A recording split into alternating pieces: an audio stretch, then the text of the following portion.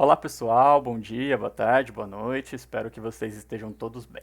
Então essa aqui é a nossa primeira aula do curso de Cálculo Diferencial Integral 1. E essa disciplina é a primeira que vocês estão fazendo de cálculo, vocês ainda farão o cálculo 2, cálculo vetorial, séries e equações, e essas disciplinas elas exploram um objeto em comum, que é chamado de função. Então, nesse curso de cálculo 1, nós abordaremos aí algumas ferramentas, alguns conteúdos bem importantes, destacando-se aí os famosos limite, derivada e integral. E esses objetos, essas ferramentas, elas se baseiam em um elemento chamado de função real de variável real. Então, nessa primeira aula, que eu vou tentar dividir aí em talvez 4 vídeos para não ficar tão cansativo, nós vamos entender o que são essas funções, certo? Então, essa aula ela vai ser dividida basicamente da seguinte maneira. Primeiramente, vamos definir formalmente o que é uma função. Posteriormente, como operar com essas funções, fazer operações entre elas. Depois vamos para um apelo mais geométrico, aí, trabalhando com gráfico de função, que vai ser bem útil na nossa vida. E por fim, vamos dar nomes a algumas funções especiais aí que nós estaremos abordando, ok? Beleza então, pessoal. Então, vamos começar com uma pergunta, né? E a questão é, o que é uma função? Então, se nós estivéssemos numa sala de aula e eu fizesse essa pergunta, é bem provável que alguns alunos responderiam ela com um exemplo, tá? Então, por exemplo, eu poderia falar de uma função quadrática, f de x igual a x quadrado, ou alguma trigonométrica, seno de x, tangente de x, ou qualquer outra função que você já tenha visto aí no decorrer da vida de vocês, tá? E, de fato, sabemos que essas são funções, que esses são exemplos de funções, mas vamos tentar definir formalmente o que é uma função. E para isso, vamos partir para um apelo um pouco menos matemático. Vamos extrapolar um pouco a questão matemática e pensar na palavra função propriamente dita, tá? Então vamos supor que você está na seguinte situação. Você está lá na sua casa, recebeu uma conta de energia elétrica e na conta vem um aviso da companhia de energia falando que houve um acréscimo no valor da sua conta em função do alto consumo de energia elétrica, tá bom? Então vamos analisar essa frase. Vamos escrevê-la aqui no quadrinho para ficar mais fácil para a gente entender, tá certo? Então, vamos lá. Então, o aumento no valor da conta em função do alto consumo. E a questão é, o que significa essa palavra função? O que ela está representando nessa frase? Ou mais especificamente, o que essa sentença em função do ou em função de representa? Então, se a gente analisar essa frase, veremos que essa parte da frase em amarelo aqui, ela está nos apresentando uma conexão entre o alto consumo e o aumento no valor da conta. Tá? Então, função, a palavra função, ela representa uma conexão, uma correspondência entre duas coisas. No caso dessa frase, o consumo e o valor. E é exatamente isso que é uma função. Tá? Uma função, essencialmente, ela é uma correspondência entre conjuntos. E o que uma função faz? Ela associa elementos de um conjunto a elementos de um outro conjunto. Então, no caso aqui, ela associa o quanto você consumiu, o valor de consumo, ao valor que você está pagando. Tá? Então, isso é uma função, uma correspondência dessa maneira. É claro que no nosso caso nós estamos interessados em algo mais matemático, então estaremos interessados no caso em que esses conjuntos eles são subconjuntos dos números reais. E para funções que associam o subconjunto dos números reais, nós damos o nome de função real de variável real, tá certo? Muito bem, pessoal, então, um pequeno parênteses aqui, tá? Se você tem um pouco de dificuldade de trabalhar com conjunto, subconjunto e números reais, lá no Moodle tem um conjunto de slides que eu denominei como aula 0, e esses slides eles tratam dessas ferramentas mais básicas. Então eu convido você a ir dar uma olhada lá, tá? E se tiver alguma dúvida a gente pode conversar em outro momento, tá certo? Fecha parênteses. Definamos formalmente o que é uma função, então. Então, quando nós temos dois subconjuntos dos números reais a e b, uma função de a para b, que nós usamos esta notação aqui, ela é uma lei ou uma regra que associa a cada elemento de a um único elemento de b, certo? O que é muito importante neste momento, pessoal, é nós entendermos que sempre que eu falo de função, implicitamente eu estou falando de três elementos. Eu estou falando de um conjunto A, tá bom? Um conjunto B, que daqui a pouco nós vamos dar nomes a esses carinhas, e a maneira como a função está associando esses dois objetos, que nós chamamos de lei. Então, essa função ela depende de A, ela depende de B e ela depende dessa lei, certo? Então vamos voltar para o nosso exemplo aqui do quadrinho. Ó. Se a gente olhasse para essa função aqui, né, claro que é uma função obscura, a gente não sabe como que ela está agindo, mas ela está associando quais conjuntos? O conjunto A seria o conjunto do consumo de energia, e o conjunto B seria o conjunto do valor que está sendo pago, beleza? Então vamos imaginar que isso fossem conjuntos, da seguinte maneira, vamos fazer um desenho aqui. O quanto você consome de energia elétrica, a gente vai denotar aqui em vermelho, tá? Então esse aqui é o conjunto do consumo mensal aí. E vamos fazer aqui na frente em azul o conjunto do quanto você paga, tá? Do valor pago da tarifação de acordo com este consumo. E aí vamos supor que a concessionária de energia elétrica ela estabelece o seguinte, tem 3 faixas de consumo. Então você pode consumir dentro de uma faixa A, você pode consumir dentro de uma faixa B, ou você pode consumir dentro de uma faixa C, certo? E você também tem 3 tipos de tarifação aí. Você tem uma tarifação 1, você tem uma tarifação 2 e você tem uma tarifação 3. Então fica estabelecido da seguinte maneira, se você consumiu dentro da faixa A, então você vai pagar a tarifação 1, tá? Se você consumiu dentro da faixa B, você paga a tarifação 2, e se você consumiu dentro da faixa C, a tarifação paga é a 3, tá bom? Então essa é a conexão estabelecida pela concessionária de energia elétrica. Veja bem, uma coisa que a gente tem que se atentar bastante na definição é isso daqui em vermelho, ó, que está aqui no slide. Cada elemento de A se faz corresponder a um único elemento de B. O que isso representa, pessoal? Representa que todos os elementos do seu conjunto A, ou seja, todos os tipos de consumo, se a gente pensar no nosso exemplo, eles precisam ser levados em alguém de B.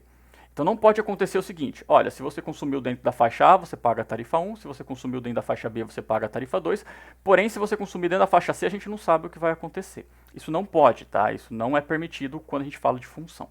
Além do mais, essa segunda parte é o seguinte, cada elemento de A tem que ser levado em um único de B. Por exemplo, a faixa A ela não pode ser levada simultaneamente na tarifa 1 e na tarifa 2. Não faria sentido isso, né? Ah, você consumiu a faixa A, então você vai pagar tanto a tarifa 1 quanto a tarifa 2. E é exatamente isso que está representado nessa segunda etapa. Ó. Um único elemento de B. Então, cada elemento de A tem que ter um correspondente em B, e este elemento tem que ser único, tá certo? Vamos dar nomes aos nossos elementos aqui. Então, o conjunto A é chamado de domínio de F, e nós usamos essa representação aqui, D de F, enquanto que o conjunto B é chamado de contradomínio de F, tá certo?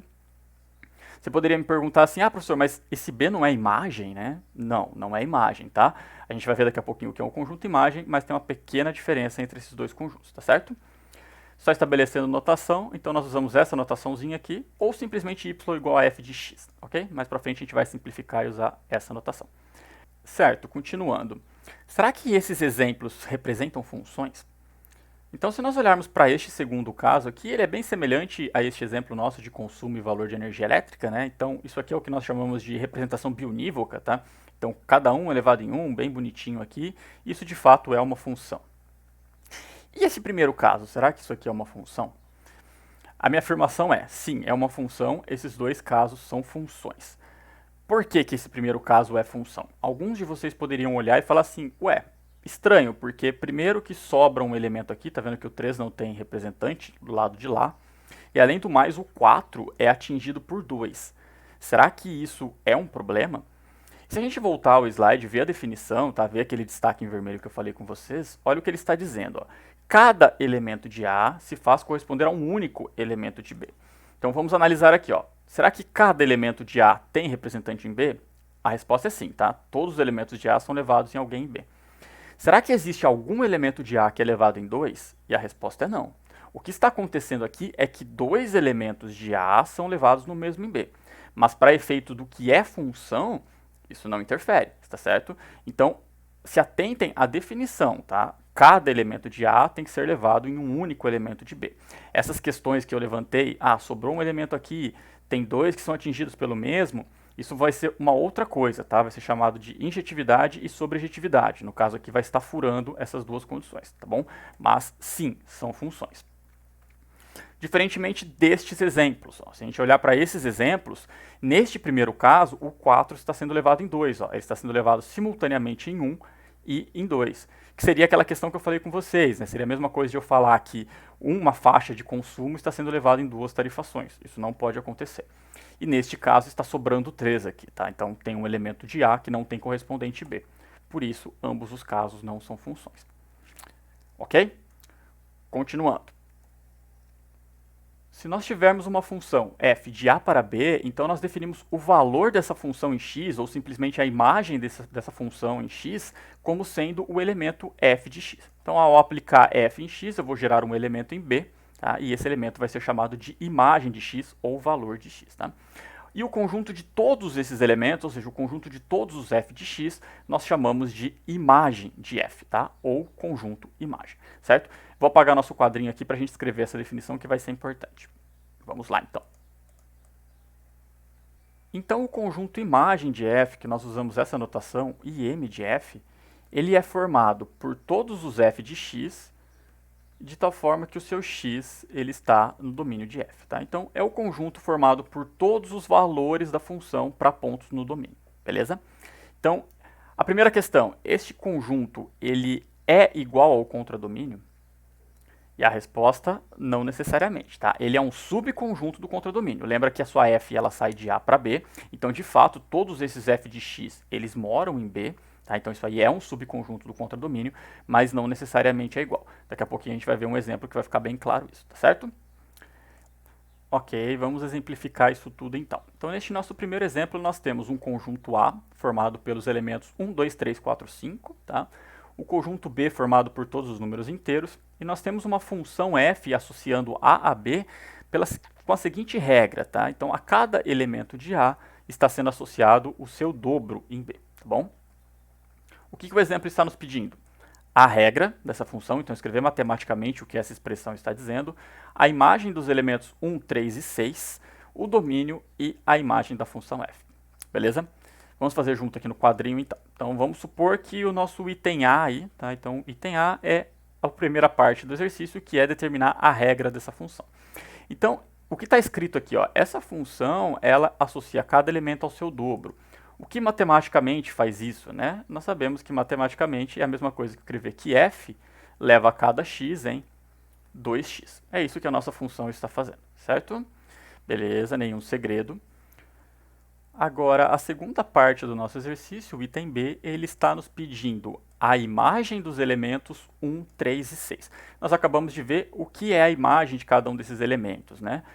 f calculado em 1 é a imagem do 1. Então, bom, se o f de x ele associa x a 2x, o f de 1 ele é simplesmente 2 vezes 1, que isso aqui é 2, tá? E de maneira análoga, o f de 3 é 2 vezes 3, que nós sabemos que é 6. Joia. E quanto que vale, então, o f de 6? Você poderia falar, f de 6 é fácil, né? 2 vezes 6, 12, certo?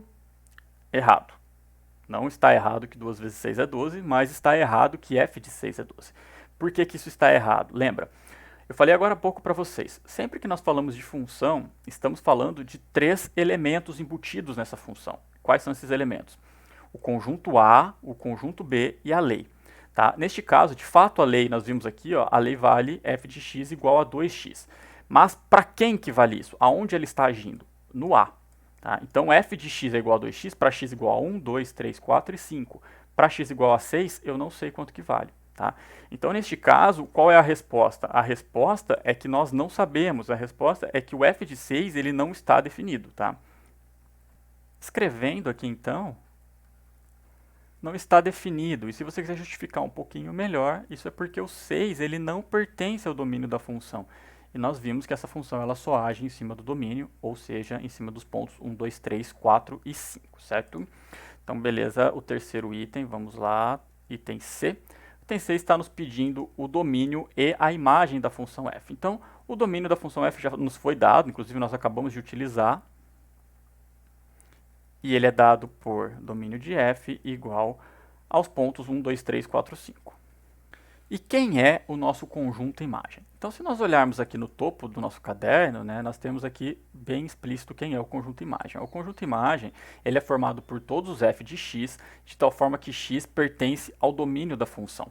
Então, como o nosso domínio ele é um conjunto finito, formado por 1, 2, 3, 4, 5, então o nosso conjunto imagem, vamos escrever aqui embaixo, ele vai ser formado por f de 1, f de 2, f de 3, f de 4 e f de 5. Ou seja, f de 1, 2, f de 2, 4, f de 3, 6, 8 e 10. Então, esse daqui é o nosso conjunto imagem, certo?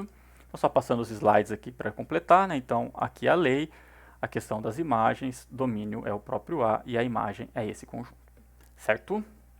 Ok, vamos lá, continuando.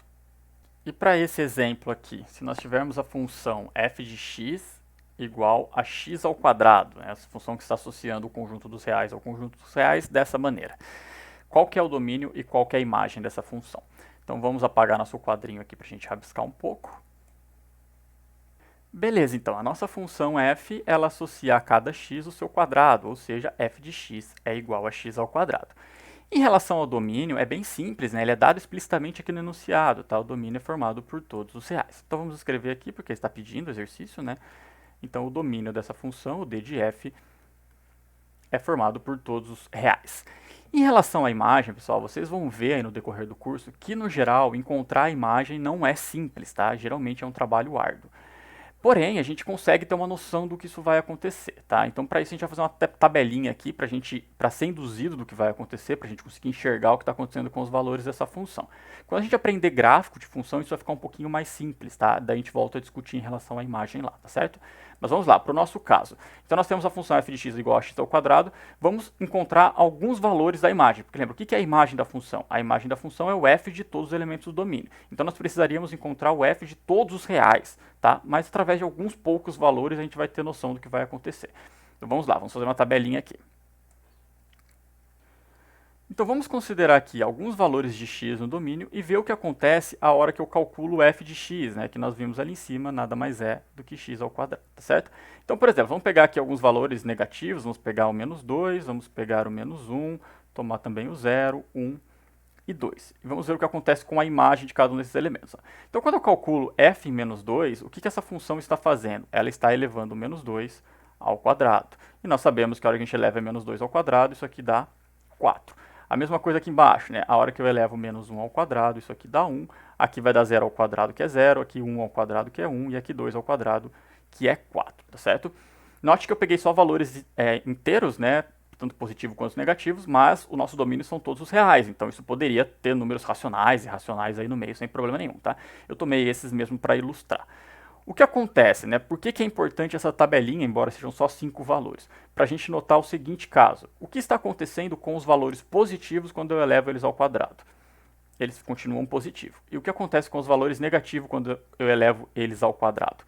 Eles ficam positivos. Então, isso aqui nos sugere que não vai haver nenhum número negativo na imagem. Tá? E de fato isso é verdade. Tá? É verdade, eu deixo para vocês tentarem fazer mais umas continhas para enxergar isso. O que acontece é que quando eu elevo um número ao quadrado, isso vira sempre positivo. Tá? Isso é uma propriedade multiplicativa de número, porque quando eu elevo menos 1 ao quadrado, isso vira 1. Tá? Então, isso aqui nos sugere que quem vai ser a imagem da nossa função? A imagem vai ser formada apenas por valores positivos. Escrevendo isso em termos de intervalo, né, a imagem da nossa função, então vai ser um intervalo de 0 até mais infinito, tá bom?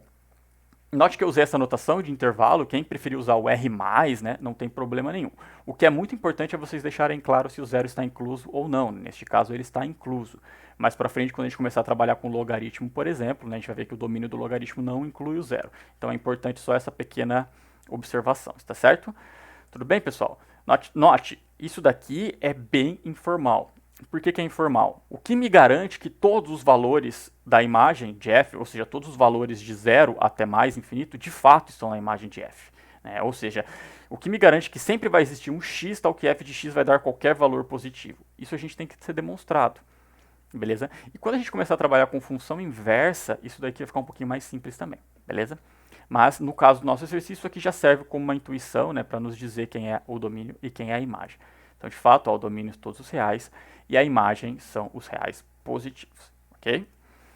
Beleza, o que a gente vai fazer agora, pessoal? Então, em boa parte dos casos, eu diria na maioria dos casos, a função ela é nos dada, a lei é nos dada, mas não é dita quem é o domínio. E a gente vai descrever quem é esse domínio. E como que a gente vai fazer isso? Nós estamos trabalhando sobre os números reais, o conjunto dos números reais. Então, quando é nos dada uma lei, o que nós vamos fazer é o seguinte, analisar essa lei e nós vamos considerar o domínio como sendo todos os reais para o qual essa lei se aplica, tá? Isso é uma convenção, e por essa convenção, ó, nós vamos considerar o domínio dos reais, o domínio da função, perdão, como sendo o conjunto de todos os reais para o qual a função está definida, para o qual a função existe, para o qual a função faz sentido ser aplicada. Tudo bem? Eu vou fazer alguns exemplos aqui para ficar um pouquinho mais claro, mas isso é uma questão realmente de convenção. Se o domínio não nos é dito explicitamente, nós consideramos o domínio como sendo este conjunto, os reais para o qual a função está definida, certo? Vamos lá então, vamos fazer alguns exemplos. Para isso, primeiro eu vou apagar o quadro. E o terceiro exemplo, ele pede para a gente determinar o domínio de cada uma dessas funções que serão dadas. Note que eu não estou pedindo a imagem, tá? Isso muito por conta do que a gente acabou de conversar. No geral, encontrar a imagem é um trabalho complicado. Então vamos nos concentrar agora em determinar domínios e mais para frente, quando a gente tiver outras ferramentas, né, parte de gráfico de função, função inversa, aí a gente volta a explorar um pouco mais essa questão de imagem, certo? Então qual é o domínio dessa função? F de x igual a 1 sobre x. Pelo que nós acabamos de estabelecer, quando nós temos a lei da função, e não é dito explicitamente quem é o domínio, nós consideraremos o domínio dessa função como sendo todos os reais, excluindo-se os pontos para os quais essa função não está definida. Então, neste caso, como nós temos uma função formada por um quociente, né, ou seja, por uma fração, então o que está aqui no denominador precisa ser diferente de zero, certo? Nós não temos mais nenhuma restrição, então para este caso, qual será o domínio? Vamos escrever aqui no nosso caderninho, então o item A. Então, neste caso, o domínio da nossa função, o d de f, ele vai ser formado por todos os reais, com exceção dos valores que zeram o denominador. Quem quiser o denominador, neste caso aqui, apenas o zero. Então, este é o nosso conjunto domínio. Quem quiser usar alguma outra anotação, em termos de intervalo, em termos de conjunto, ou mesmo aquele R com o asterisco, sem problema nenhum, tá bom? Muito bem. Exemplo B. Então, no B, nós temos novamente uma fração, agora é menos 3 sobre x menos 5. E seguindo essa mesma ideia do item A, o que está aqui no denominador precisa ser diferente de zero, tá? Então, vamos escrever aqui no nosso caderno o item B. Então, para este caso, quem vai ser o nosso conjunto, né? O nosso conjunto domínio aí. O d de f ele vai ser formado por todos os reais.